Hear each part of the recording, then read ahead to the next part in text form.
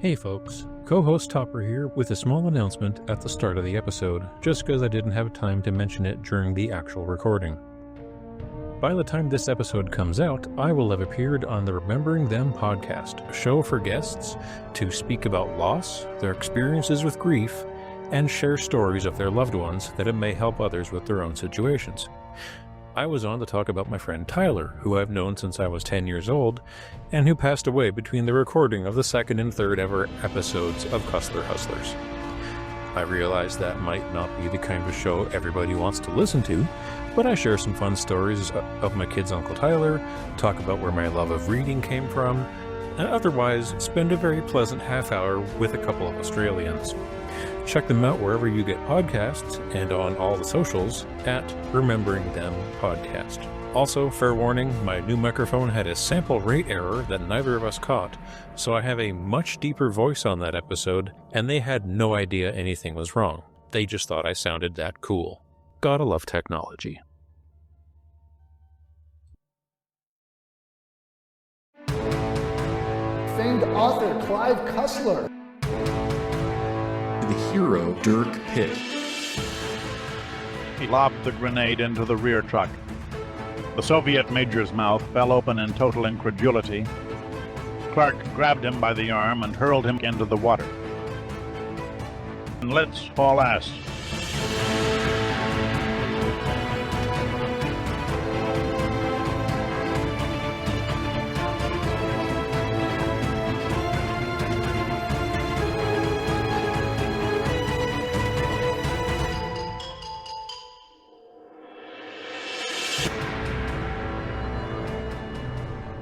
Cyclops, Episode 8. The Good Ship Coup d'etat. It's not doing California any favors. California is having a rough go this time around. I discovered how many of my online friends live in California, live in LA specifically. Turns out it's a big city. I gotta tell you, I am a little nervous about trying to do all of this in one episode. Just because our last episode, we kind of burned through it, and that was 5 pages of notes. And I have 8 pages of notes for this chunk. Oh, so we'll do the rest of the book. It'll be fine. Yeah. It's like Dostoevsky. You got oodles. 8 pages? Forget about it. That's 8 pages of notes. I am wondering how much of it we can just yada, yada, yada over. I think a lot of oily ropes and... Oh, but that's the best part. Action bits about sterns and rowing and maneuvering quickly. Like, one of my very first lines is one paragraph uses suddenly, abruptly, explosively, and without warning to describe what Pitt does. We should have a sound that we do together, like a almost like a race car sound to typify what like a boat race sounds like boat action. We should have a drop for boat action. Or a thing we do, like boat action. I will try and find one then. There's nothing. I mean, I'm giving you an impossible task. You might as well get a unicorn feather. From The Simpsons, Night Boat, the crime-solving boat. There's got to be something in there I can use. Oh, Night Boat sounds wonderful. How about you? How's your week been other than freezing? Well, very cold. But remember I told you years and years ago, my husband took me to see Deer Hunter? Yes. The best date movie ever. My son did the no paternity test needed. He's like, I want to watch this movie with you, Mom, and cuddle. Great. I will. A 9-year-old says that to you. Of course, you're going to watch anything. He wants to watch a movie about dogs. We watched this movie called A Dog's Purpose. And it's about... Oh, God, that. 87 dogs dying. Yes. As soon as you get attached to them, boom, they die. The Holocaust of dogs. That was one of the best and worst episodes of The Flophouse when they covered A Dog's Purpose. What? And they're laughing and then they're all making themselves sad, like, and the next dog dies. In the meantime... Brutal weeping at the end of it. And he's like, why are my eyes leaking? It's called crying. This movie exists to punish you. It was terrible. And it was well made. Yeah, that's always the problem. And Dennis Quaid, I don't want to like anything Dennis Quaid is in. Yeah, not lately. He used to be cool. Mm-hmm. He was in Inner Space. That's one of my favorite movies as a kid. Inner space. Oh my God, I haven't thought of that. How old are you? I'm older than you are. You should remember inner space. You're like 1 year older than me. It was sci-fi, and that was all I cared about. It had a machine or a robot of some kind. It was my favorite movie if I was a kid. Didn't matter how dumb it was. And there was one with Martin Short too, right? That's Inner Space. That's because that's Dennis Quaid in the Shrunken Robot Oh, he's in Martin Short. inside Martin Short. Yeah. I forgot how it stacked up. I thought somehow he was in his own body. Because there was another Inside the Body movie around the same time. Like movie Twinsies, there was like the same... Oh, yeah. Oh, just like we were talking about in the server with Leviathan, Deep Star 6, The Abyss, and like whatever the other 6 underwater disaster movies were that all got released in 89 and 90. Or Dante's Peak and Volcano. Somebody heard James Cameron was making an underwater movie. Every studio made an underwater movie at the same time. We have to cash in on this. Did James Cameron do The Abyss? Because that's where people had PTSD. Yes, he did. I That was believe when the world realized James Cameron was obsessed with being underwater. I believe the co-stars never spoke to each other or to him again. I believe some of them didn't, Like yeah. everybody was traumatized. Everybody kind of hated each other at the end.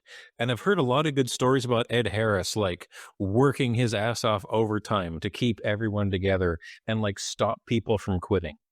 Really? Ed Harris for the win. Oh, I always loved it when he played somebody in NASA Mission Control. Oh, God, yes. For a while, he was typecast as that. He was built for that. Like, just give the guy a vest.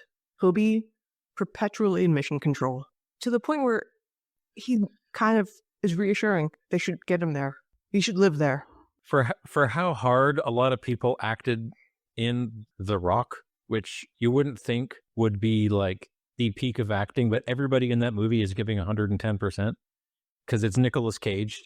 To just get up to where Nicolas Cage is by default, you have to act your ass off. I forgot about that movie. God, Ed Harris stands out in that movie, going toe-to-toe with Nicolas Cage and Sean Connery. The Rock is great. The Rock is possibly peak Bruckheimer, peak stupid action. I am writing that down because I think I could watch that with the family. I think it's PG okay. It was actually kind of smart. It was ridiculously over the top. And it was great. Oh, did I tell you Tucker knows how to do a coup d'etat? Overthrow a country? Well, yes. Oh. Or just actually say the phrase? Well, his teacher called me to let me know that he was coup d'etatting, is what he called it. When the teacher mentioned all 4 walls of their room are a different primary color. So when she said a word that he deemed a secret word, the class would turn their chairs all towards one color. And they kept doing it without what... She was not pleased. She was not pleased. He's flash mobbing the classroom. And he was like, my dad told me how to do this. It's called coup d'etat. He doesn't know how to spell that. I have to lay down a rule. You can't do it unless you can spell it. But it's a different language. Like always the know-it-all kid. Oh, that was me. He's like, oh, it's a French-sounding thing. Of course I'll do that. I learned being a know-it-all impressed the adults. And I didn't pick up for a couple of years. It didn't really impress the other kids. So Are you realizing that you missed some social that cues? led to a great social life. Yeah. Oh, yeah. Boy, did I miss social cues. Like 15 years later, wait a minute, that girl liked me. Oh. We've given up on social cues for Jay. Now we just tell him, you're making a buzzing noise. Or you're fidgeting too much. It's alarming us. I wish that worked on my kids. Or nobody wants to hear about, tidal basins in Nicaragua. I kind of do, but not right now. Later. Yes, timing is important. And with that, we should probably dive into this. Hi, Cussler Hustlers. I have to drive someone to work in 5 hours. You've only got 5 hours for this? I have a dogfight just about to start. Down, down. There is some heroic Chevy driving in this book. I was amazed he found a way to cram in a classic car. Actually, 1.5 classic cars into this book. Yes. Readers, we will get a classic Chevy coming up, and based on my prior knowledge of older Chevys, it does a hero's job, in that it doesn't explode upon, just turning the ignition on, and the ignition turns. That's because Dirk Pitt knows cars, and cars love him, and they will always rise to the occasion if Dirk is driving. I loved my Chevy Celebrity. I really wished it turned off when I had that math final in college instead of just eating the key and not moving. And it stayed on? The whole steering column locked up. I'd drive right to a podunk shop that my uncle ran. So it was last on his list. Please fix my car. Yes, I could pay him in pencil erasers and rotten sandwiches. I didn't have any money. So it was always the last car to get dealt with, and it was the most used parts were put in my car. Like the most used brakes that are still technically brakes. Look, Junior, I expect this to be fixed with quality GM parts. But your car was built in Croatia. It's made from old Soviet tanks. Just fix it, Mr. Sass Wrench. I'm counting the pennies in the ashtray. There's 2. We found this out back. It's going in your car. So to see a Chevy as a hero, it's really aspirational and fictional. Happy 2025, everyone. I will need your cues as to when the chapters change, because I do not have chapter markers in my audiobook anymore. Oh, that's great. Some of my chapters aren't even chapters. I don't have a 48. Well, the 48 was a long time ago. We are now in... Yeah, or 68. There was a... Oh, there's one I was like, There was a few books ago where mine just skipped a chapter. Oh, yes, I remember that. We don't need those. Yes, Part 5, The Amy Bigelow, November 6th, 1989. I was probably having a birthday party right then. The North Coast of Cuba, Chapter 60. Dirk arrives in Cuba, and my cat is on the keyboard. Your cat is a TARDIS. Phrasing! People should know that. It's bigger, and the way that cat moves, I can't get a grip of its size. Is it enormous? Is it tiny? I know it's bigger than your head when it wants to be. It is like a large cat, like it's a very long cat, but she also weighs like 6 pounds because she is just skin and bones and anger. This is all fluff. She just fluffed out on you a lot there. Your whole shoulder just turned white. Listeners, he's wearing a black t-shirt, and the cat really just marked its territory by exploding white fur on the black part of his t-shirt. She's trying to live in my beard. Tactical. So Pitt and Jesse arrive in Cuba with the Dasher that they stole, and Pitt is like intrigued by her plan. He wants to see where she's going to go next, because if you remember from the last episode, she pulled a gun out of hammer space, stuck it in his ribs, and said, "Take us to Cuba." And Dirk's like, "Yeah, all right, that sounds fun. I'm not doing anything this afternoon." Let's see where he's going with this. I do love that he is a curious man. I just extolled the virtues of curiosity, but I think this is a bit over the top. Disarm the lady.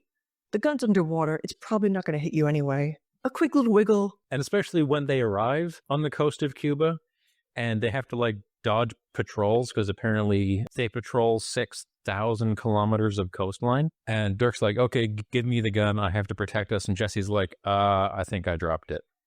And Pitt does have the great line, "You don't know what a joy it is to work with you." Because she has done nothing but make his life just extra difficult for 300 pages. But she's kind of hot, so he lets it go. She's kind of hot, as we'll find out in a couple chapters. So they do find a roving guard. Pitt knocks him out, and they steal his outfit. And the language here is just mad pulpy. Like, we have left the thriller behind. It is now like 1950s men's magazine, now that we're done with being in outer space. The shift in language is crazy, but enjoyable. Well, I know they're going back to Cuban land. It was a while ago. Dirk leaves her in the water, but his footprints leave a direct line that goes right back to Jessie, where she's hiding in the Cuban waters while they're trying to come up ashore again, because before she lost her gun and had Dirk's complete surrender, they were going back to Cuba, of course. And we still don't know her reasoning why. But right now she's kind of angry at Dirk for leaving her as a bait in a hook. But like you said, the guard is monitoring 3,000 miles of coast. It's like winning the lottery, trying to have a guard pick you out. I can use words. Words are good. I assume there's just thousands and thousands of guards, because this is Cuba in the 80s. It's like a Soviet police state. Oh, I thought Clive kind of dressed it like this guy's in the middle of nowhere. That too. It is a nice beach. Okay, yes, on the one hand, there is 6,000 miles of coastline, and Dirk makes it sound like they're patrolling all of it. And on the other hand, this is just about the only guard they run into. For the next, the rest of the book almost, they run into like one roadblock, and that's it. It's got to be like a serial killer in Alaska. He's got to be like, you got to be kidding me. Now the cops come? Now I have to dig 2 holes. And for our listeners in Alaska, what are you running from? Let us know on our socials. Now Jesse has a perfect disguise, which is the outfit of a Cuban military person. That he can't zip up. Yeah. They go for a bit of a walk, and they sleep in a drain pipe. Oh, yes. This romantic escapade. The ambiance is overwhelming. I want all of our listeners to imagine standing out in your local city street. Look at everything. Look at everything on the ground. Imagine that everything in the ground, people spit, dogs pee, whatever else dogs and animals do, whatever else humans do, washing away. And all that rain leading right to like this drainage pipe with all of the ick. And they're bedding down in the sand of the drainage pipe. They're going to catch hepatitis A through Z. Age is new, but they'll catch it somehow. There's no blood. But there is a overwhelming amount of bacteria and nastiness lodged up. So they'll catch everything. Stuff and goo and detritus. It's just a little slimy. It's still good. It's still good. I think goo and detritus will be the Latin name for what they catch. And this is where romance overtakes them. Yeah. We get a short scene with Antonov and Polivoy talking about like, what? Everyone's dead? What happened? Because they just found out that their island has been massacred. And I do like how these are the 2 highest ranking people in Russia. This is the head of the KGB and the Russian president. And I believe it is Antonov who says we cannot be chained to an archaic Marxist philosophy that we haven't been able to make work after a century. So this is the leaders of Russia talking about how much they hate communism. I guess Cussler really couldn't see outside of himself.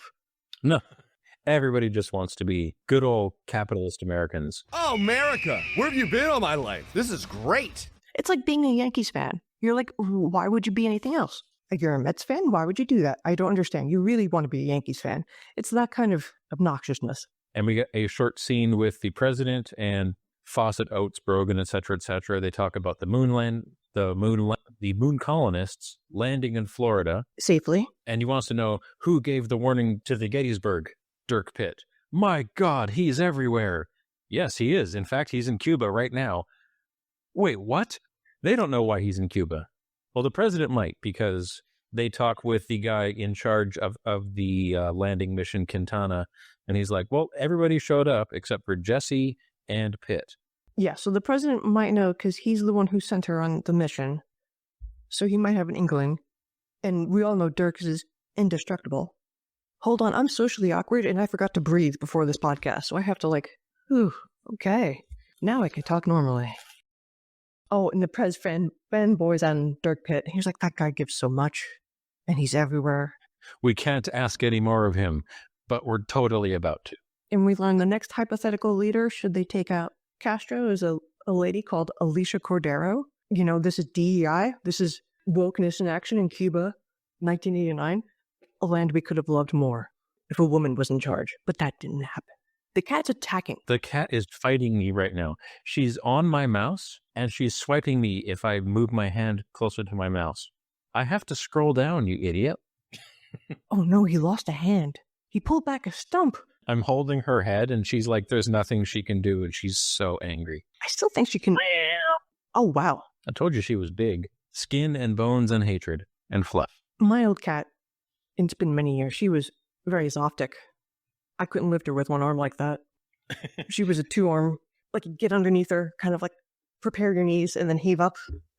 The cat that's sleeping right there is that cat. It is an incredibly pear-shaped cat. It's like a bag of milk, just... Attractive bag of milk. But yes, the new person to run Cuba is a high-ranking assistant secretary of state with all the charm and charisma and unquestioning loyalty we could ask for. And that's the last that she ever gets mentioned. Shit goes sideways very quickly here. We learn here Castro's on the clock. His shelf life is 48 hours. The clock is ticking. Yes, we get a far too long section with CIA analyst Bob Thornburg, who's going over the data that they extracted from the island during the raid. And he finds Operation Rum and Cola. And he gets on the phone and like, Fidel Castro has 2 days to live. Yeah, it was just an everyday, workaday CIA everyday gooner. Phrasing! Who was just doing the paperwork. And he's like, I'll finish this file, then I'll call it in for the night. And he uncovers rum and cola.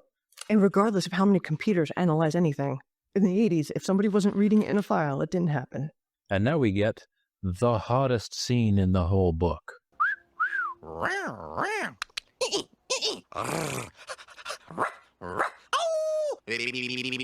Hubba hubba. Stop that. Has to absorb all of the portrayals that Jesse lays out. So Jesse takes this moment to say, like, oh yeah, I've lied to you a lot.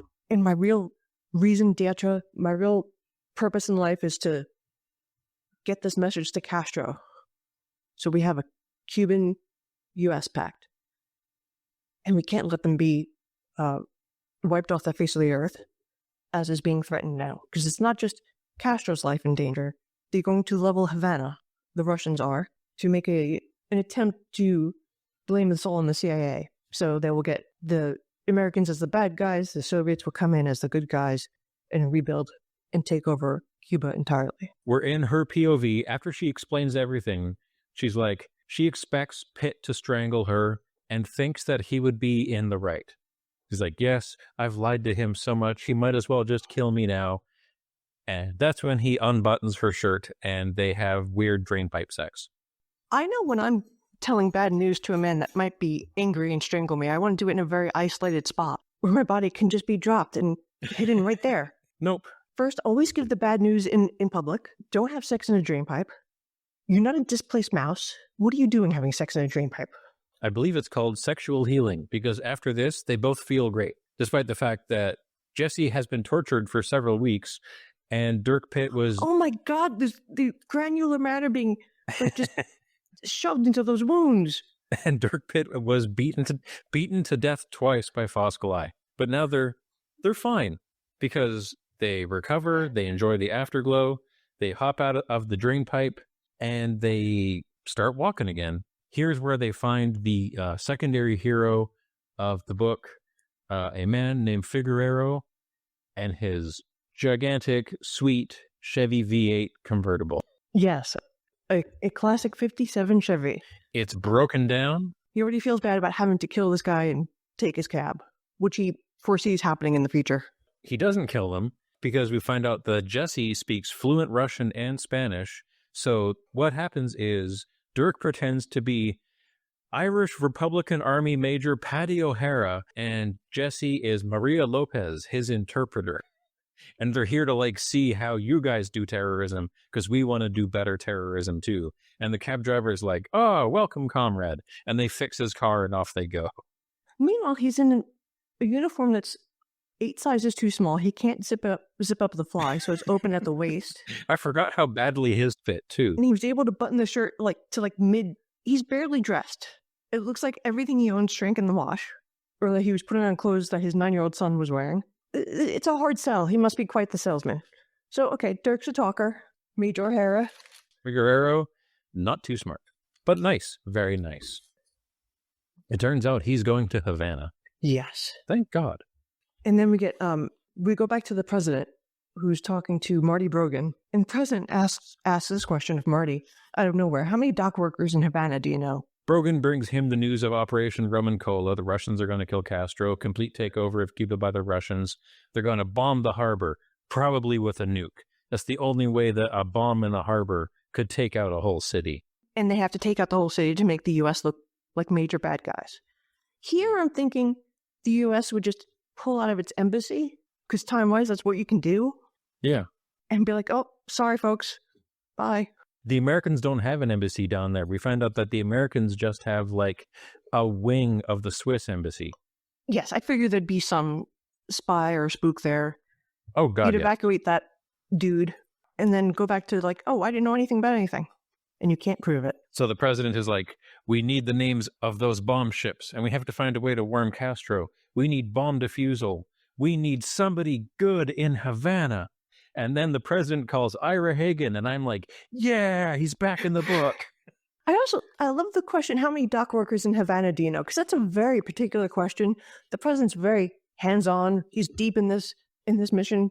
And I don't care who you are. That's an odd question. Oh, you've lost audio. I can't hear you.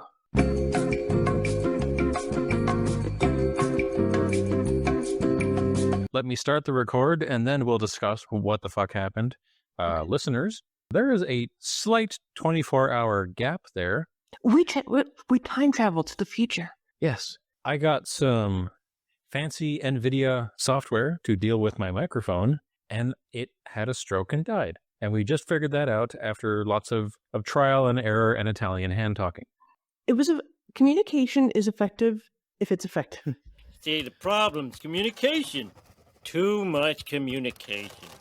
Doesn't have to be perfect. We ended approximately where the president calls Ira Hagen, and I think we met up with Pitt in Figueroa, or Pitt with Figueroa, and his sweet 58 Chevy. Oh, 57 Chevy. Is it 57? I swear mine says 58, whatever it is. It's a big-ass car. Barbie had a 57 Chevy when I was a kid, and it was a big blue, wonderful landmine to trip over. I'm sure my parents broke ankles trying to navigate the thick blue shag carpet and that thankfully blue caddy that sat right on the floor with wheels on it. Oh, come on. If it was thick shag carpeting, that car's not going anywhere. Only in cartoons, like you could, because it was like a shoe size. You can put your foot in it and just leap your way backwards. So it's like a roller skate. Yes, exactly. And blue shag carpeting with children must have been so hygienic. It was like 4 inches they got rid of it when I was small, but goddamn. All right, so Ira Hagen is in Cuba. Ira Hagen doesn't land for like a chapter because we still have to get through. Dirk and Jesse and Figueroa are being passed through all these checkpoints because Figueroa is a cab driver and everybody loves the cab drivers. Until they finally get stopped and they have to do their whole "I'm Major Paddy O'Hara of the Irish Republican Army" routine, when a limousine pulls up behind them and outsteps fucking Velikov. Yes, and he comes out of a 7-seater limousine called a Zil. And I looked this up. It was a Russian-made limousine. Oh, I did too. It had brakes of cheese. It's not an impressive automobile. It's brakes of cheese because it weighs 9,000 pounds and it's indestructible. It's not a sports car. Spoiler, there's a car chase coming up, and it seems a tad unplausible. In my all-time favorite racing game, there's 5 tiers of cars. And as you go up the tiers, they get more and more powerful, but they get more and more, like, they're bad at other things. And you get the cars that are the absolute most powerful with the shittiest grip and steering in the game. And that seems to be what the Zile is. Did not have power steering. This was a behemoth. You had to have a goon squad to steer this thing. Excellent top speed on the straightaways, though. Sure, because nothing was going to stop it. Give that thing enough momentum, it's never going to stop until it lands into terrain. Yeah, so Velikov and his driver get out, and they start arguing with the guards at the checkpoint and with Figueroa. And Figueroa finally clues in that this random, shabbily dressed white guy I picked up might not be who he says he is. He can't zip up his pants. His fly is wide open. His shirt is only buttoned halfway. There's no insignia on him. Figueroa was drinking on the job. I gotta hope. Otherwise, he's got a brain disease. So I held my breath until I passed out and banged my head on the coffee table. The doctor thought I might have brain damage. Dad, what's the point of this story? And I'm not entirely certain how we get from point A to point B to point C here, but they shoot Velikov's driver and get Velikov in the car and drive off through the checkpoint before anyone notices. And Pitt doesn't kill the driver. He just knocks him on the head. So he tells Jesse. And he does a complete costume change. So he takes the driver's livery, takes off his clothes, and supposedly puts his clothes on the driver? That's a lot of effort. At a checkpoint, which is full of guards that are suspicious of you. I rewound and I listened to this again, and I can't figure out exactly how that happened unless they did this in the trunk or something. It's a big car. I know a lot of you out there haven't dressed another human being. Just dressing yourself is enough. And if you do that, that's fine. Thumbs up. Dressing dead weight. It's how, if you are in any kind of crime junkie, real news, true crime kind of thing, you know that's how the murderers get caught. You can never dress somebody the way like a human dresses themselves. It's always like, oh, the seam ripped on the side, because it's really hard to work with dead weight. In a very innocent way, I do have experience with that. Because at my old MMA gym, we had a dummy, like a human-shaped grappling dummy that was 200 pounds. It was sand-filled. They had arms and legs and a head and everything, named Chuck, obviously. And every now and then, you would have to put a gi on Chuck so you could practice doing moves against somebody wearing a gi. Putting a gi on Chuck by yourself is really hard. I imagine it takes more than like a minute. It's not like a fanciful notion. Oh, let's just do this over here. Like, oh, let's take a selfie in front of Sears. No, this isn't like a moment. If Chuck had bones, it would have been impossible. Oh, I remember I had a Chuck thing too when I did the NYPD exam, and I had to take a Chuck style doll and run up a flight of stairs. And like fireman carry, at the time I could do this. I was taking gas station pills. That might have pushed me over the edge. Sweet. Chuck was dumped unceremoniously, and then I puked on the mannequin. I got him past the line, and it counted. Hell yeah. So Pitt does this complete costume change, and he's not exhausted. He's a better man than all of us. Pitt drives off with Velikov. Actually, there's a whole bunch here. So Pitt drives off with Velikov. Velikov's guards finally clue in, and now we get like the only car chase in this whole book. Oh, you know what? I addressed that in my head already. Zoomy, zoomy, vroom, vroom. They're on the windy mountain pass. Yeah, because you had mentioned how the Chevy performed admirably, even with like Pitt's driving it, and he can smell the oil burning. He can tell that the teeth on the transmission are worn down to nubs. This car is like absolutely dying just to get them up to 80, and the limo is still gaining. But then he just bump checks the limo and throws it off a cliff. Everything in that car would be shaking. That car would be like a Dairy Queen machine. It would just roar. But he bump checks it and launches the limo off a cliff, and it explodes. And then we get a whole scene where they swap the car, like they thank Figueroa, he knocks him out, and they swap out the dying 57 Chevy for a manure truck, and he hides Velikov and Jesse in the manure in the back, and they drive off again. I like this tactic because it's true to life. No one's looking for that. Nobody's going to guess that. And, there's an old poem, like, dogs got to hunt, humans got to ask why. And we're not asking why for a manure truck. Our brain isn't tickled at the thought of what could be in the back of that manure truck. It's manure. Just let it go by. Yeah. It is a great not my problem force field. He gets through all the checkpoints because nobody wants to stop and inspect the manure truck. And while he's driving, he decides, you know what, screw it. I'm just going to kill Velikov. So he stops, gets out, and finds out that Jesse has been knocked unconscious and Velikov escaped. This is what happens when you put things off. This is just... I know I have ADHD, so if something has to be done, just do it right away. For how dense and insane this just seems like a plot point that Cussler didn't know how to deal with, so he just didn't. Velikov had to come up for air. Like, he had to check in, bad guy still alive, bad guy check in for the penultimate scene. I guess. Anyway, now Ira Hagen lands in Cuba. Over to you. Sorry. Thank goodness. Ira Hagen lands in Cuba. The guy's been flying all day. I have one small rant for this section, but I'll just wave my hands when we get to that.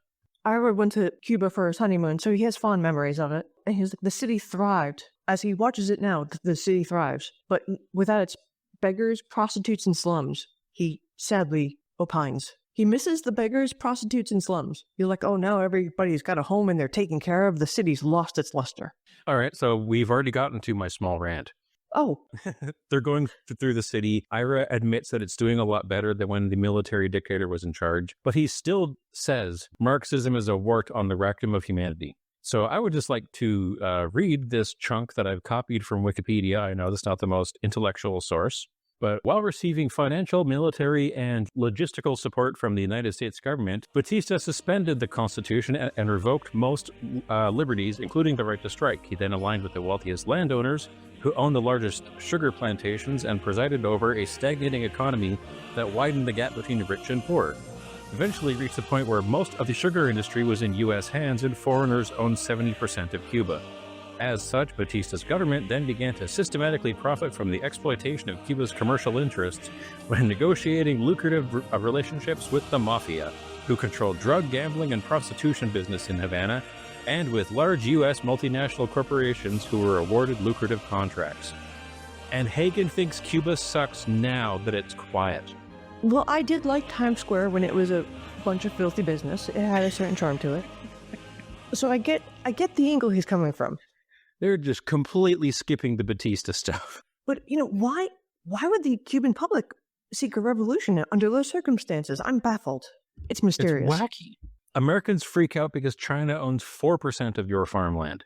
This was 70. Yes, but there were Cubans, you see. They should be happy with what we give them. And what did you give them? Drugs and prostitutes. We didn't kill them all? Why aren't they fighting us? Rose petals in the streets for us. Everyone loves the mafia. They dress so nice. The pinstripes are baller. Zoot suits. All right, rant over. All right. If anyone's forgotten what kind of podcast they're listening to. Now we're talking about, they know that there's ships filled with ammonium nitrate parked nearby. Oh, we've got 3 ships parked nearby. One filled with bombs, one filled with ammonium nitrate, and the other one filled with gasoline. So we have like a Molotov cocktail Halifax explosion situation set up, ready to go off. No one works that out until they eventually find Pitt at the end of this chapter, because they still think that there's a nuke hidden on one of these ships. So they've got people looking for nukes. They got people with radiation detectors. And it's all the way to the end of this chapter after Pitt and Jesse finally get to the Swiss embassy with Ira Hagen. And Pitt's like, you're all idiots. There's no nuke. And I'm like, no shit, you've mentioned ammonium nitrate 50 times already. But that might not have been as well known in, 85 this book was written? I guarantee nobody in the 80s knew anything. Yeah, okay. If it wasn't addressed on Family Ties, or good point, Reagan didn't give a speech about it, we didn't know. This is the benefit of hindsight. I hear ammonium nitrate, I immediately think of, truck bomb. I do too. But back in the 80s, people were still like, oh, who's that? The guy in Genesis. I hear it in the air tonight. People were like, oh yeah, Peter that song's about a guy who drowned. No. Who let another guy drown. Like, Phil Collins. Phil Collins. There was this whole construct behind a song where Phil Collins is singing and then he points out a guy who's guilty. It was a baffling sequence of events that people in the 80s believed. And I heard it recounted by many a girl with big hair in the time. Lots of perms. Oh, God, yes. But it's water soluble. The perms or the ammonium nitrate? The ammonium nitrate. Perms, no. Perms God. You can't undo. They're forever. I was going to say, it's short for permanent, isn't it? But if it's short for permanent, why do you have to keep getting a new... Well, I guess your hair grows out, whatever. I remember asking as a kid, why do you have to keep getting another permanent? Isn't it permanent? You were... Oh, my God. I would have punted you. I was bigger than my mom. She couldn't punt me. Poor mom. You should tell your youngest kid, I forget which order they're in, because I only have 2. You went on to have a third. You bet every day you should tell that third kid, you're lucky, I'm patient, not like kids, you're alive. You brought that third kid into... You didn't have to. You're here. Especially since the youngest is the smallest one. Like, the other 2 are in, like, the 95th percentile for size, and my youngest is, like, proud that he's up to 50th percentile. He's up to average. Okay. Your older siblings are Sasquatches. I could have punted you. You're still puntable. Put a handle on them. I could lawn dart you. Anyway. They don't know what that is. Their world is all safe. Lawn darts. I tell lawn dart jokes. They know what lawn darts are. That'll be their Vietnam. My dad told me about these lawn darts. It's one of my all-time favorite jokes from Just for Laughs, talking about dangerous toys that they had as kids. And it was, lawn darts. You go over there. I'm going to throw this dart. You're the goalie. I just love the idea of the lawn dart goalie. That's so grim, but not as grim as tuna fish with bacon, which is what we learned the president's favorite sandwich is in chapter 66. What kind of... Okay. I know he had his brain... Hear me out. ...extruded and whipped up into a fine paste and then put back in, but this is a red flag. We should 25th Amendment this guy. That sounds really good to me. Like, I wouldn't, like, seek it out, but if I saw tuna bacon, I like tuna salad, and bacon makes everything better, so clearly, this could only be better than tuna salad. I am horrified at the land, sea, and air combo. Like, if it flies, you eat it by itself. It's a joint assault sandwich? I can't do land and air. If it's poultry, it's by itself. If it's fish, it's by itself. I don't combine it with, coastal land mammals. But they'll go with butter. Everything goes with butter. We go, Colonel General Victor Kolchak meets General Velikov in Cuba. Yes, Velikov gets a new senior henchman because Pitt has now killed like all of them up until now. There has been a revolving door. Lots of job opportunities. They are job creators. Room for advancement. And Viktor Kolchak is not totally impressed with what Velikov has done. Yeah, because now the Russians are just like straight up talking about their mega bomb that's going to go off tomorrow, and how all the Russians are like very sneakily evacuating the city. Then the bomb goes off, then all the Russians will sneakily come back in. And Velikov's like, tell a couple of hundred to stay behind with their families. It's the right move, but Kolchak pales at the thought. Mm-hmm. And he's like, do you know what you're asking? Yes, he absolutely does. He didn't stutter. If all the Russians survive, that's going to be a little suspicious. Please kill a couple hundred of our workers. And Kolchak's like, this sucks, but I'll do it. Fine. You have to make it believable. Like the premise of, there's a Carl Hyacin show. He's a fantastic writer. He's very whimsical. He does crime stories based in Florida. And one of his heroes did an insurance scam, but he had to be dead, so he cut off his arm above the elbow. Ooh. If you're in it, you're in it. You have to mean That's it. going all the way. You have to be convincing. And they still caught him? So 200 or 300 people, 250 is like a reasonable death toll for a psychopath. But he's willing to kill the whole Havana, so this isn't a humanitarian in the first place. They're looking at like 100,000 dead total, so Velikov is like very blasé about the whole thing. I have to imagine the U.S. would be blasé about it too. If we got this in the 80s, this notion of the rum and colas plot, we'd be like, let's pull out and see what happens. This might go our way. I have to imagine the strategy would be like, maybe they'll just give us free real estate. We don't know. This is 90 miles up the coast of Miami. It is it's so close to being beachfront property. They tried with Batista, but no, they had to have a revolution. People wanted like eggs and milk. Lower the price of groceries. Yes, and then we go. Sorry, that was topical. Yes, evergreen there.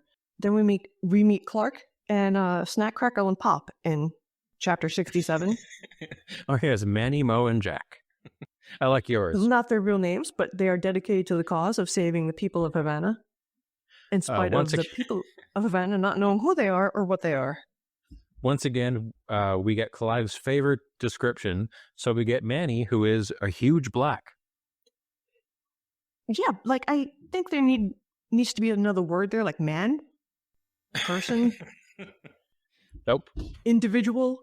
And Mo is a bespectacled academic, and Jack is like the most stereotypical pointy mustache, huge white teeth Latin. All he was missing was a bongo drum. That was in quotes. Yes, we also need a guy from Brooklyn and a young tomboy. We'll flesh out the whole team. Yep. So these are Pitt's new henchmen for the rest of the book.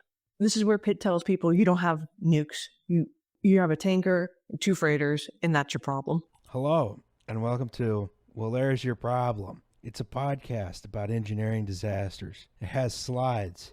Yeah, I wrote down, I can't believe nobody in the 80s knew ammonium nitrate is highly explosive, especially what I believe was 25,000 tons of it. I think sugar is highly explosive in that quantity too. Yeah, probably. There's also the munitions boat and then the oil tanker, which is just going to like mop up everything with a firestorm.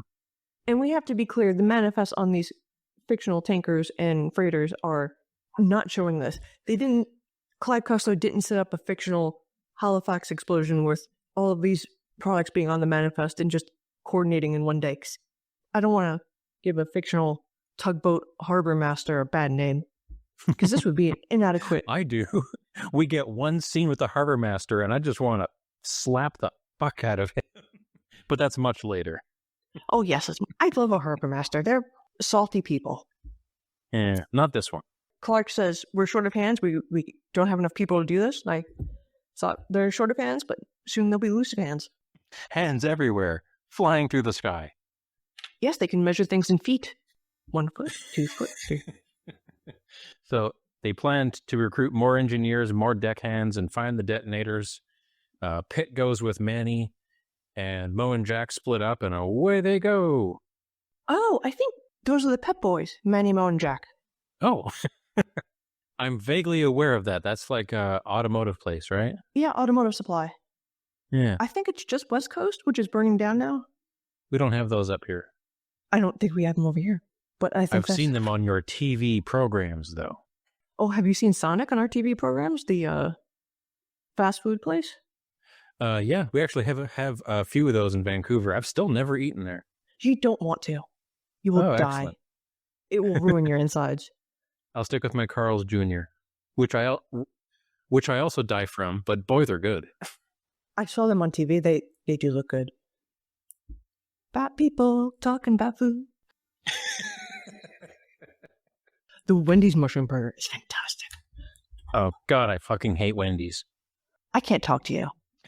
Maybe Wendy's are different down in the States, but I have thrown out Wendy's food before finishing it. And if it's fast food, I'll be like, yeah, this sucks, but I'm going to eat it because it's still tasty. I have thrown out Wendy's food. Maybe we just have like the worst Wendy's in the world where I live. Maybe you do. Good fries, shit, there's everything also else. like a timeline for everything. Like when I hit 25, I couldn't have Taco Bell anymore. When I was 19, I was like, oh, this is the end of White Castle. White Castle's really terrible for you. I think it's just petroleum products. Anyway, back to the book. Back to the book. Ira and Jesse bluff their way up to visit with Raul Castro, which is impressive because they've traveled far in the back of that manure truck. Did you skip ahead? Are we in there? I covered 200 miles. I ran right ahead of you, 200 miles. You went from the back of the manure truck to a meeting with Raul Castro. They did shower in the middle somewhere. Oh, right. Okay, so sorry, that was like a one-liner in my notes, but Kolchak has a meeting with Castro's head security and then Raul Castro, except Kolchak turns out to be Ira Hagen and Jesse. Oh, yes, the switcheroo. And Velikov hears that Kolchak is having a meeting, and he's like, I just left Kolchak. What do you... I just talked to him. What the fuck? So he knows something is up. Meanwhile, they're at the Amy Bigelow, and Clark, who is one of the American CIA diplomatic who's-its from the Swiss embassy, just call him Clark. He pretends to be a colonel, and he tells the dock guards that they're all being replaced.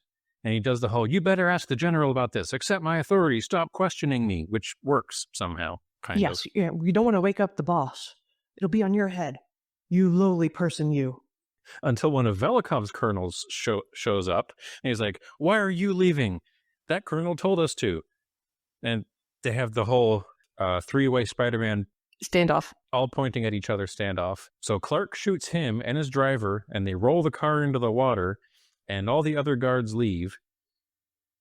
And they find out that the Amy Bigelow's control systems are smashed, and the engines are turned off, and the steam boilers, I was going to say steam things. All the bits that make it go. They peed in the radiator, essentially. Oh, shit, we have to get this moving somehow. And they're like, well, maybe we can, like, hotwire it to steer it manually. And if we can get one boiler going, we can, like, start scooting this thing out of the harbor. So they all decide to, like, they've all decided we're basically doomed. We're going to die on this boat because as soon as they see it moving, they're going to detonate it. But we got to do something. So away they go. Everybody get out and push.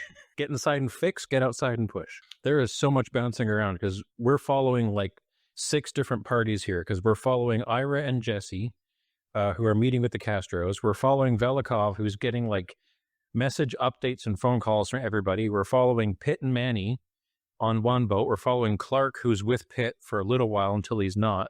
We're following Mo and Jack on a tugboat as they crossbow like guards and coast guards and get onto the other 2 boats. Bodies are piling up. We're bouncing around. Oh, the death count is like, I thought it was high when they massacred the island. No, we're getting a couple of hundred more dead bodies at the end. There's really a body count in this humanitarian mission. Before the bomb goes off. Yes, they're killing a lot of Cubans to save Cuba. Clark somehow gets shot in the thigh and both wrists, stigmata style? Both wrists! Yes, because Velikov eventually sends his guards down to investigate what's happening with the Amy Bigelow, and it immediately becomes a firefight.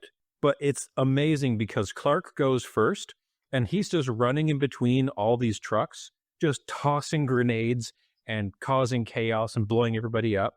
And then because he's still wearing a colonel's uniform, he yells, "The Americans are escaping, follow me!" And he leads Velikov's forces away from the boat.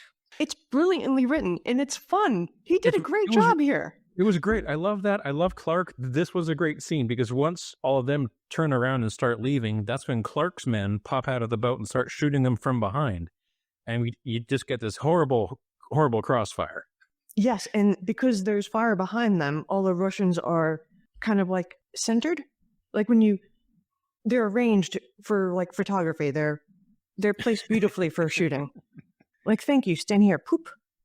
Poof. Pink mist. Easy to find, easy to shoot. What the hell is that? Pew! Pew!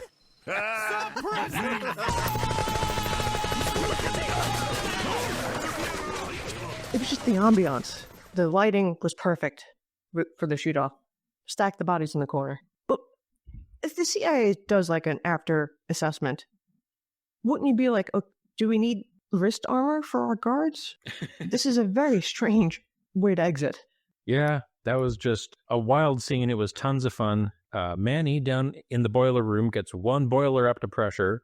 Pitt manages to get the steering like basic left-right. And he says his goodbyes to Clark. And they start putting out to sea. And I just have the note, okay, the body count is getting wild. Because at one point, Dirk is leaping over screaming, wailing, injured soldiers in an infernal holocaust. And there's like bodies burning in the waters, bodies burning on the dock. There's like one truck exploded and nobody had a chance to get out. And it's like a troop carrier. Yes, if you saw it from the pier, it's a diorama of doom. It's just... Ooh, I like that backlit episode title. And while this was happening, Jack and Mo managed to use their tugboat to get hold on, I got the names here. The Ozero Bakai and the Ozero Zezo. I will believe you because I've just read those words and that's a lot of vowels I can't get around. So the oil tanker and the munitions ship, they managed to get one of them working while the tugboat's pushing the other, and they all meet up and they all link up with the Amy Bigelow and just with like 2 half engines and one tugboat just start hauling the mega bomb out to sea. After their first go, they get it a little stuck, but then it pulls free. Because Pitt only had time to get one bow rope off. And he just figured, well, we'll probably just like snap the other one. And I've seen some fun videos of bow lines snapping. Those videos make you nervous. They make you clench. You're like, oh my God. Because it's that scene from Ghost Ship where the cable snaps and cuts 100 people in half. And it can. I've also seen recently on Reddit a major, like an aircraft carrier drop anchor. Also terrifying. Ooh.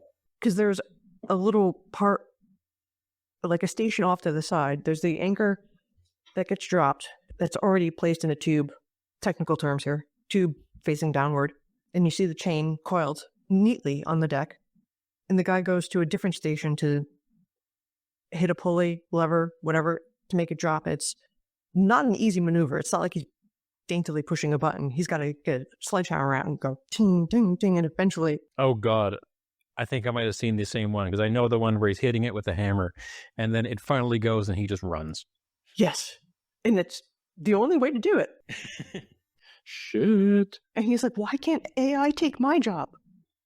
This one. Can we please have the sledgehammer robot for this job? Really? Why can't we automate that job?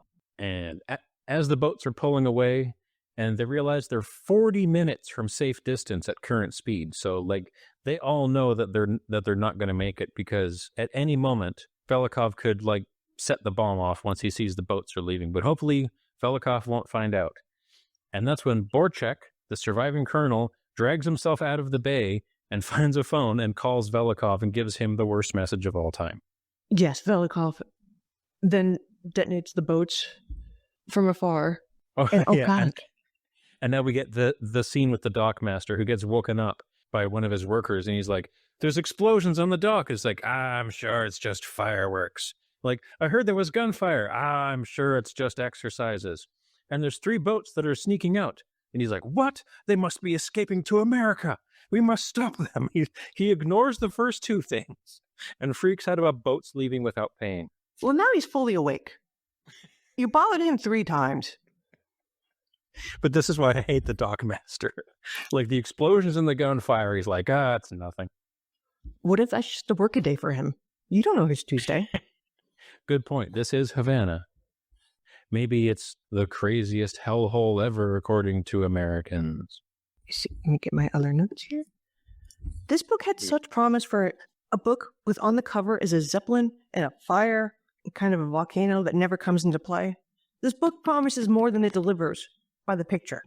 Yeah, what do we get from the picture on yours? Is yours the space shuttle, or is it just a zeppelin? Like a zeppelin hanging out? A zeppelin hanging out over palm fronds. I will give you the picture. I mean, that does scream tropical, but it doesn't scream how batshit this book gets. I thought there would be more zeppelin talk, I guess. I'm disappointed. But we go back to... When they finally get the zeppelin going, like 5 episodes ago, they get the zeppelin going, they find the Cyclops, and then the zeppelin explodes, end of zeppelin. And the Cyclops isn't even the zeppelin. I went on a date for the zeppelin, and the zeppelin's done before the appetizers get here? In the next scene, we get a wonderful moment where a Russian patrol boat with 4-inch deck guns blocks the exit to the harbor, so Pitt just rams it, while it's shooting the Amy Bigelow to absolute shreds. Yes, and he rams it, and it's very violent. People are churned underneath like it's a meat grinder. Yeah, because they can't see my hands, but I need this to help describe it. The Amy Bigelow rams the destroyer because it is a Russian destroyer and like skips it up, and then it comes down like a meat cleaver and chops the destroyer in half and then just kind of churns through the 2 pieces of boat. And there's people floating everywhere and screaming. Like driving over a deer. What? Like, it's dead. We can just keep going. Yeah, exactly. It's like they did a little reverse to make sure it's dead. Kaboom, boom. And then off they go. Yeah, and I wrote down one of the worst sentences of my life, so I'm just going to skip that. Oh, what? Now you can't leave us hanging. What's the sentence? I forgot I wrote this. As the Amy Bigelow runs over the frigate like a toddler in a Stephen King book. I know that reference, and it makes me sad. Pet Cemetery. I wanted to skip over it, but I was in a mood. Oh, yeah, now we get Velikov having like 3 separate phone calls. Oh, what kind of mood are you in that you made a Pet Cemetery reference? Do you need intervention? There's Should I call your family? Excellent chance I had just listened to the Unresolved Textual Tension episode about Pet Cemetery, which I think was like 2 or 3 weeks ago. Textual tension. I'm getting all of these pearls of wisdom.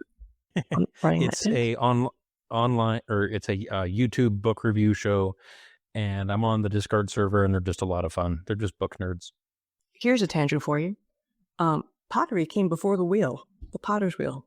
That, you know what? That's too big of a tangent. We're starting at the Makes bronze. sense. Before the Bronze Age. You know, we'll just get back to the story. Yeah, Velikov is like screaming at Borchak. He's like, "You walked into a trap?"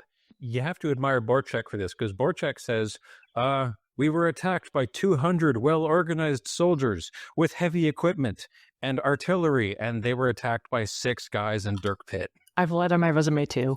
I understand. And Velikov's like, what about the boats? Are they still moored? No. And Velikov just like turns red and starts screaming Dirk Pitt's name. That might not have happened, but that's what I imagined happening in my mind. He just like screams, looks directly at the camera and screams, "Dirk Pitt!" Yes, and he like throws his hat in the ground and dances on it. Stompy, stompy style. Steam comes out of his ears. His ears if we're lucky. When do we get to Amy Bigelow? Because there is another part to this book. Oh, yes, the Eureka. El Dorado, La Dorada. Yeah, we're definitely not there yet. No, we're not there. Although according to my notes, we have less than 1 page to go. Dirk scuttles the ship, or he puts a cinder block on the gas pedal and jumps off the side while the ship is about to detonate, the one he's on. Well, there's helicopter gunships now bearing down on them, because now, like, the military is proper. Of course there is. The military is properly aware of what's going on. So Pitt, Manny, and Jack are like, well, we're basically doomed, but let's try and save as many people as we can.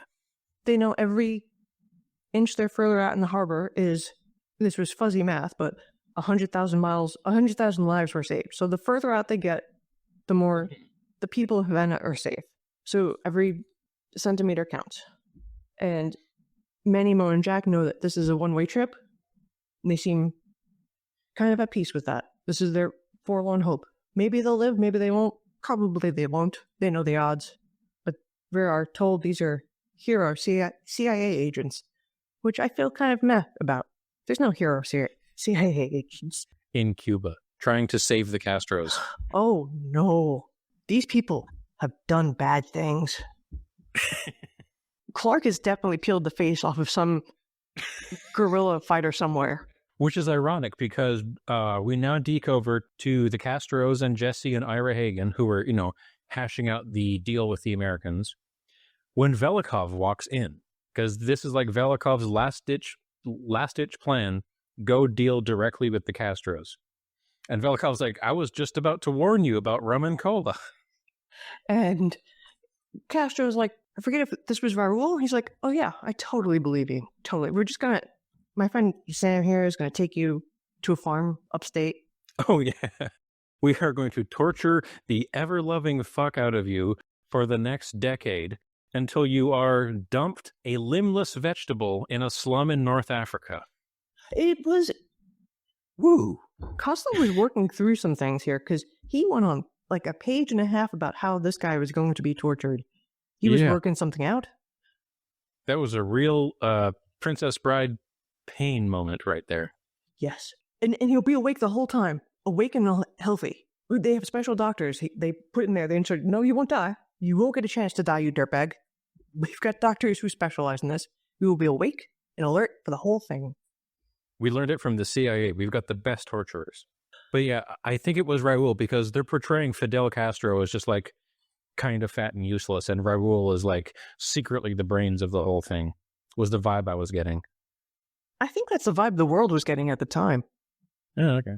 Again, I'm not an expert on the Castros. I more have read a lot about the whole Batista part to the revolution part to the afterwards part. Castro like baseball. That's all you have to know. I don't know how the world saw this during the 80s. There's a lot more social context I do not have, which I should find more out about. In my school, we would still do the bomb shelter things, like the bomb drills. Get in the recovery position under your desk because you have some quarter-inch of plywood above your head. This is where you'll be. Duck and cover, kids. It was so comforting. So they argue, they yell back and forth. Velikov pops out the detonator and says, I'm willing to die. Are you? And Jesse goes, oh my God, he's going to do it. We're all going to die. Sorry. Yeah. Ooh. Well timed. I'm leaving that in. We're going to scare our listeners. My dog got scared by words. So then I have Ira Hagen does a flying ninja leap, but doesn't make it because Velikov sets off the bomb. Because you can't have a bomb this big in a Dirk Pitt novel and not blow it up. But he does take down Velikov like... He does, yeah. The tackle does work, but the bomb still goes off. And we get 10 pages of the apocalypse here. Oh, yeah. Fire everywhere. Just rather disturbing. Just ashes and fire. People moaning and groaning. And it's a horrible hellscape. I wrote down a bunch of individual bon mots. So we've got the 500-foot flaming vortex. There's a flash with the intensity of 10 suns. Pitt watches Jack and Mo get blown to atoms. Seagulls are smashed flat 2 miles away. 100,000 windows shatter. And then the oil tanker blows, wiping out the refinery in a tidal wave of flame. And then the tidal wave hits Pitt. And he's being carried through the streets and he's like, if I hit a building, I'll be smashed like a watermelon dropped from an airplane. But amazingly, Pitt is swept into an alley where he like rams up against a sign over a jeweler's shop and he passes out and drowns. Drowns in quotes. It drowns partly, but there's no debris. There's no fallen trees. It's not that you're in the water. It's that everything is in the water. All right. Let me explain something to you. It isn't that the wind is blowing. It's what the wind is blowing. If you get hit with the Volvo, it doesn't really matter how many sit-ups you did that morning. A flowing car, and we learn that the Amy Bigelow's anchor gets blown or catapulted 10 miles inland and winds up at the soccer stadium. Oh, that one's absolutely based on the Halifax explosion. I thought so. Where did didn't anchor wind up someplace? The anchor wound up like 10, 15 miles inland, yeah.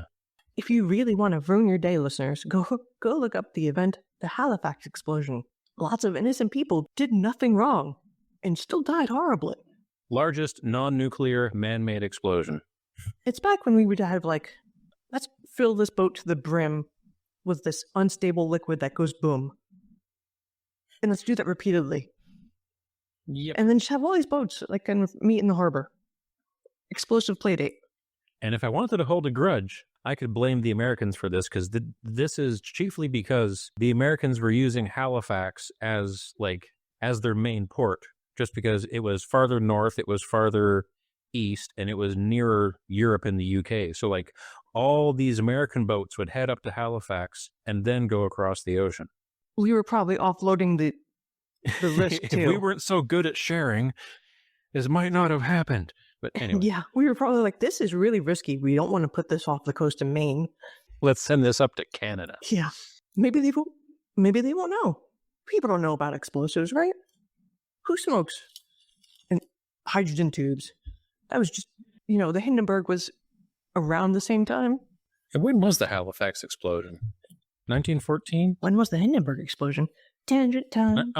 That was 1917. That was during World War I. That was part of the whole sending munitions overseas thing, because it was the munitions boat and the ammonium nitrate boat that hit, and in the most horrible slow-motion disaster, took 20 minutes to explode, and a very small number of people knew what was about to happen.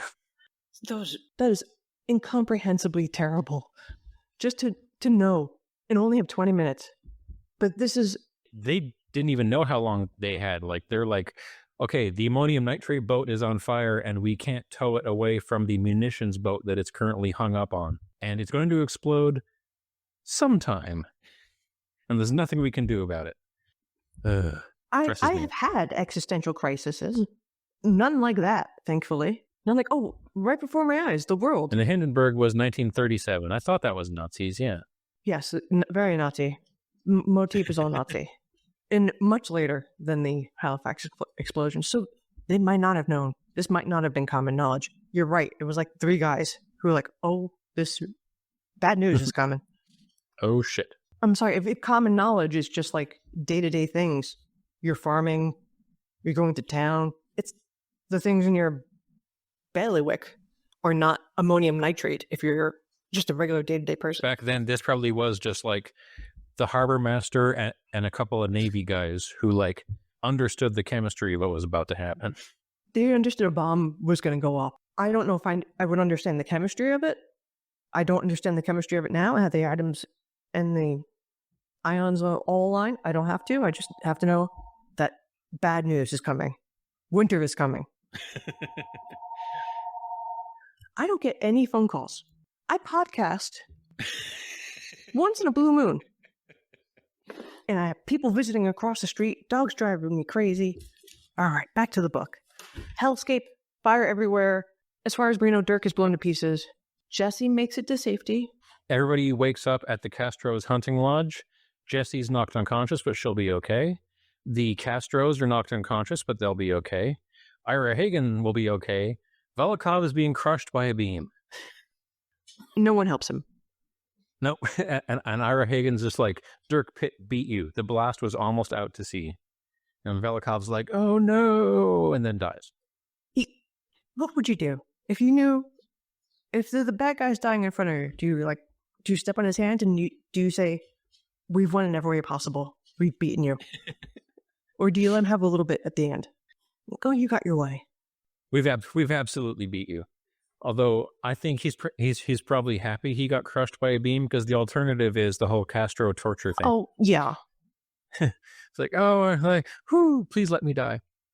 Man, I have entirely too many notes for this final section. But anyway, Part 6, Eureka, the La Dorada, November 8th, 1989.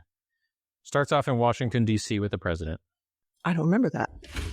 I just remember Dirk Pitt is alive and he has orphans around him. That's at the end of the next scene. So this first scene starts off with the president meeting with everybody. Good news, the bomb detonated early, but it was out to sea, so it wasn't that bad. And the Castros lived and are asking for help. And the president's like, excellent. This will defuse revolutionary sentiments throughout South America when they see how good we are at helping Cuba.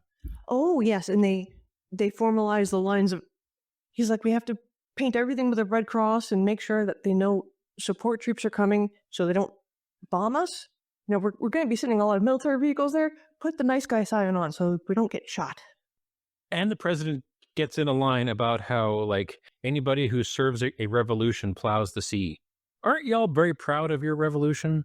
Or am I crazy about that? Enormously so. We still drink Sam Adams beer. Or was that the only good revolution? All the other ones are bad. There were only ever like 5 freedom fighters. There was like Benjamin Franklin, Thomas Jefferson, George Washington. I still learned Sam Adams because we know that name. Paul Revere. That's it. Any more is intolerable. Babe the Blue Ox. Thomas Paine on the periphery. But no, our freedom fighters are freedom lovers. Your freedom fighters are warlords. It must be. Oh, now I get it. Okay. It's a whole in-group, out-group kind of. Really, the team we're on is the winning team. It doesn't matter what it's called. I wrote down entirely too many notes for this next part, but the Castros are rounding up any disloyal officials. By 2 p.m., the American cargo planes arrive and start spreading freedom. And Sandecker and Giordino arrive, and they meet up with Ira Hagen and Jesse at the hospital, and they're like, where's Dirk Pitt? Like, everyone's like, oh, he's dead. Super dead. Absolutely dead. Oh, he couldn't have lived. And before, when they heard this news, remember when Rudy Gunn and Al and Jesse were in captivity and they heard that Pitt was dead? Then it was good news. Then like, oh, he's definitely alive. The tone has changed. I don't know if it's, there's an umlaut or a line above a tilde. I don't know where the emphasis goes to make this good news or bad news, but now it's bad news. But a vagrant comes walking through after all of this turmoil, and he's got a kid on his shoulders, so he appears 7 feet tall to Jessie, who's, we're reminded, is elderly because she can't see that far. She's like, that man coming towards us is 7 feet tall. No, he just has a child on his shoulders. Dirk has rounded up errant children and taught them to sing Yankee Doodle Dandy. This is like Clint Eastwood from any one of his westerns coming in with like the soft touch of a child's hand in his. No, it feels all wrong. Dirk doesn't, he's not cuddly. There's no nurturing about him. He loves old folks and children, though. Oh, yes. He's while being a cold-blooded mass murderer. I'm sure he can care for children and the numbers that he's attending to now. I'm sure it's all working perfectly. They wouldn't be terrified of the man with 1,000-yard stare who never smiles. Except here, he shows up at the hospital, drops the kids off, and says, hello, you wouldn't happen to have a dry martini, would you? Mommy, that man only sleeps if you hit him on the head. Or you blow him up and then leave him in an alley under a tidal wave. He took all of my rum. I like to think everybody in the Caribbean has a pint of rum a day. The president lifts a trade embargo as a gesture of goodwill. The Russians are kicked out, and Castro mellowed out enough to address Congress. This is just like a weird byline happening at the end. This is the wet fart of the book. This ends on the it just goes out with a whimper, this book. For all that this brochure sells us, brochure being the cover of the book, the promises of like Indiana Jones level adventure, we get a few chapters that are really great, but not, I need more Zeppelin in my life, and this just did not do it for me. But we're getting, is it Wendy's? It's half a donut. Oh. I'm recording. I'm almost done. I honestly didn't think you guys would be back yet. Did children come to your house? Because they always do that during podcasting. Yes. I've had kids I don't know show up at my house. It's my wife's day off, so she went shopping with the middleist. And That's when I was like, actually, I can record today. Everyone's gone. And they all just got back. So I feel I've done a lot of talking and hand waving here. So do you want to finish off here? You have done a lot of talking and hand waving here. We get to the end of this book, and Dirk Pitt meets Castro, and Castro is so happy to see him. Dirk is about to stand up to show respect because the man walked into the room, and Castro goes and greets him and lifts him off the floor with his exuberance. It's like, oh, I'm so happy to meet you. Tell me all about your exploits. And it takes longer to debrief Castro than it does to do all the escapades, Dirk complains in his head.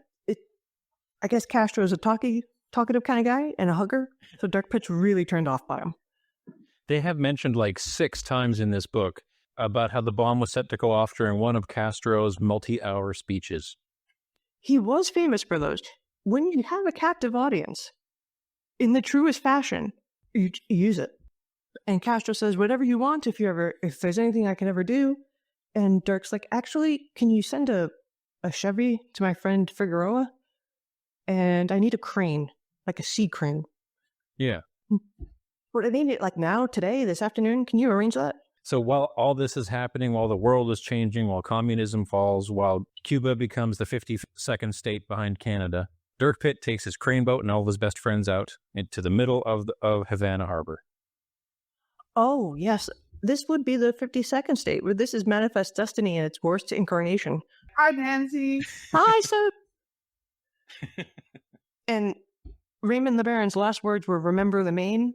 And that didn't make sense in context, but now Dirk Pitt does his zoom out, and he's like, oh, the Maine, the ship that sank, that started the Spanish-American War. He was referring to that site. So we do nautical things, and we get back to that site with the crane, and he's there with Jesse, and they bring up La Dorada. Yes. It's a big gold lady. Al was scuba diving underneath. They were doing things with sticks and ropes. It was fine. It was the way they were searching underwater.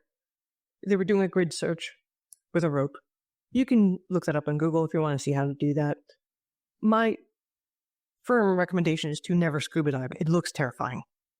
And if you're down there, just look around. Why are you measuring things? Raymond LeBaron realized that there was no way that he could sell this statue on the black market, which I don't exactly buy the logic behind that. So he stashed it somewhere he knew nobody would ever find it on the wreck of the Maine, because you can't find gold with a magnetometer. So if you stash the La Dorada, you're never going to find it again because it's underwater. So he stashed it where the Maine was because all the cannons are still down there. So he can find that with a magnetometer and then raise the statue. And he, I guess, just never got around to it over the next 30 years. Well, the day he went back to get it was the day Castro took over, and Castro closed all the ports to prevent Batista's people from fleeing with all of the goddamn communists. That's right. Thing with all the gold and stuff. As you see, like when Afghanistan, the guy we installed in Afghanistan was leaving when Afghanistan fell with 10 SUVs filled with gold. Yes. Hamid Karzai. As you do. That's your severance package. It was $1 billion in SUVs. That's a lot of SUVs. So it doesn't take a lot of luggage space to smuggle out the riches of your country. So I kind of understand what he did there. And then we are swept away to a scene in D.C. Jesse and Dirk are at a dinner party with the president. He's saluting the Jersey colony boys for all of their efforts. They're being lauded and fed in the streets. There's a ticker tape parade because how else do we show appreciation? Lots of littering, copious amounts of littering, and then paid overtime for the sanitation department. That's how we show we love you. Come to our town, we'll throw paper at you, it'll hurt, and then we have to pay lots of money for it to be cleaned up. It's a great time for everyone. Absolutely. Thank God we have streaming services now. Good golly, ticker tape parade. So after all of that hubbub slows down, Jesse and Dirk are standing in front of the now on display La Dorada sculpture, and they are basking in its brilliance. It sounds fairly heinous. Maybe I just don't like the color gold, but it's got ruby eyes, red heart. It's a little gaudy sounding, and Dirk's like, I'll be here forever. And I don't believe him. And Jesse does the leg pop and does, oh, Pitt, oh. Remember that time we had sex in a drain pipe? Oh my God. Just look around. The dog poop, the spit, the old guy peeing in the corner. Everything washes away into the drain pipe. Fleas, homeless person vomit, kid vomit, everything. Everything on the sidewalk gets to the drain pipe. And that's where they... It was not the most romantic possible place Clive could have picked. But no wonder Jessie's so out of it. She's going to have a UTI that kills her. And now we're actually done this freaking book. This book is a thumbs down for me. I don't know what you think. I just had two things to say before I ask you for a rating. So one, I'm just thinking back to how many people and how many layers we started the book with. Because it starts off with like the Cyclops and all the people on the Cyclops. There's the mystery person who is sick and being treated by the ship's doctor. And there's the two guys in the brig who were arrested for murder. That was 20 years ago. There's the archaeologist and the missionary. And he's in the hold with the manganese investigating this mystery crate. And a South American warrior comes out of nowhere and stabs him to death. And then the tidal wave hits and they sink. And you think all that is setting up some stuff. And that is nothing. That is like basically ignored. Dissipate. And then we have five entire plots after that where also everybody dies. And I think this might be the densest Dirk Pitt book ever. And that's saying something considering some of the previous ones. He's got like 4 stories going on in this book. There are 6 parts to this book, 6 distinct parts. They could have all been separate books if he fleshed them out. There's got to be like 50 named characters. I'm sure if I went back, I could hit 50. Oh, I'm starting a database with all of the characters because I keep going back. What is Mercier? What is Oates? What is the regular names? So I started a spreadsheet. So Cussler Hustlers, I'll put that on as soon as I get that fully operational. Everyone can join in the fun for spreadsheets. And we'll have our spreadsheet of Dirk Pitt injuries. Oh no, that's just pointless. He's a fine paste at this point. You could decant him. So out of 10, what do you give this? I give this a 3. He tried really hard, but he didn't get to the middle. Yeah, the highs were really high and the lows were really low. And boy, did he need to like step out of POV and just talk about how America good, Marxism bad. An unnecessary number of times. Maybe he's got it out of his system and it won't be in the next book. Maybe. All right, so wow, you get this one a 3 out of 10. I was giving it like a solid 5. Because like I said, high highs, low lows. Watch it with your salutes there. I'm having more fun. I can ruin your life if I screen grab at the right time. 3 out of 10, 5 out of 10. Okay, I got to mark down my score. He's doing like Jenga style leveling with his hands. I can screen grab it to make it look like a white power symbol. I'm threatening a grown man 3,000 miles away. Don't do it. Love that and meme. Put the flag away. God damn it. It's some neo-Nazi on a stage, and he's doing the Heil Hitler pose, and the caption just says, "Anyone seen Kyle about this tall? Anybody? Kyle?" It's my favorite Nazi meme. There's one, Death to Smoochie. Oh God, I love that movie. It's so dark. He's like this impeccably good man, good through and through, and he's at a podium. He's giving a "Go get 'em, boys" speech, and the curtain drops behind him, and it's just a big Nazi. It's a big swastika, and he's just like, "Oh!" Yeah, he's giving a speech at the American Nazi Party. Oh, that was a great movie. And tonight we're going to see The Rock. I'm going to subject my children to Sean Connery, their first Sean Connery. Oh, The Rock. Yes. Nice. The different, not Dwayne. I was going to say Dwayne. For that, head on over to our friends' podcast, The Escapist Room, where they just covered the 12 Dwaynes of Christmas. That's remarkable. And did 12 Dwayne The Rock Johnson movies in 12 days. And both of them have confided in me that they thought they were going to die. So go check that out, folks. I'm visiting Stevie J in the hospital. Do you want to send flowers? I'll send some Tim Hortons. Bogus donuts. All right. Bye, everyone. Bye, everyone.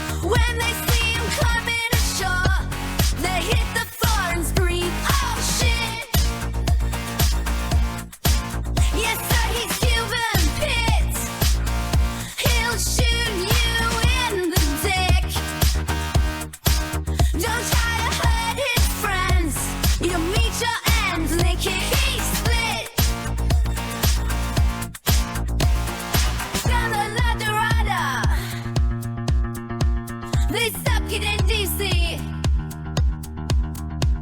They made best friends from Cuba. Now Castro's in D.C. Pitt just wants to join my team.